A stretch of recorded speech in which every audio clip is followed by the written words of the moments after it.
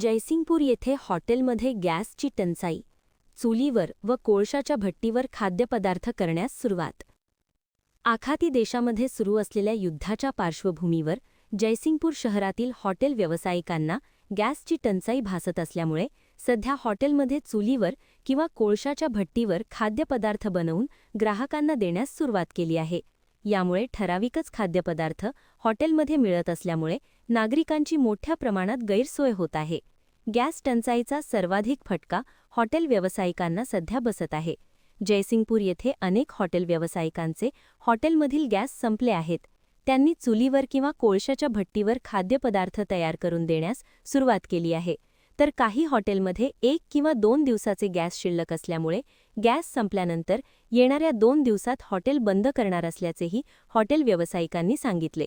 गॅसवर खाद्यपदार्थ तयार करत असताना, खाद्यपदार्थ प्रत्येक ग्राहकाला देत असताना एखादे खाद्यपदार्थ तयार करून गॅस बंद करण्यात येते. मात्र चुलीवर किंवा कोळशाच्या भट्टीवर खाद्यपदार्थ तयार केल्यानंतर भट्टी किंवा चूल विझवता येत नाही.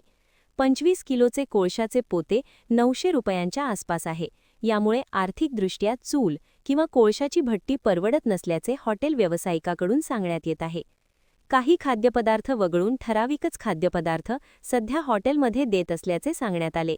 दरम्यान जयसिंगपूर क्रांती चौकातील हॉटेल वृंदावनचे मालक शेखर पुजारी म्हणाले, 10 मार्चपासून शासनाकडून हॉटेल व्यावसायिकांना गॅस सिलेंडर देण्यास बंद करण्यात आले आहे.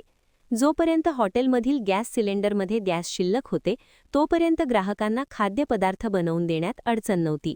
आता काही हॉटेलमध्ये गॅस संपले आहे. त्या ठिकाणी चुलीवर किंवा कोळशाच्या भट्टीवर ठराविकच खाद्यपदार्थ बनवून देण्यास सुरुवात झाली आहे. काही हॉटेलमध्ये काही प्रमाणात गॅस शिल्लक आहे. ते संपल्यानंतर अनेकांनी हॉटेल बंद ठेवण्याचा निर्णय घेतला आहे. यामुळे शासनाने हॉटेल व्यावसायिकांना गॅस सिलेंडर वितरित केल्यास हॉटेल व्यावसायिकांसह ग्राहकांची सोय होणार असल्याचे त्यांनी सांगितले. महान कार्य न्यूजसाठी इजाज खान पठाण, जयसिंगपूर.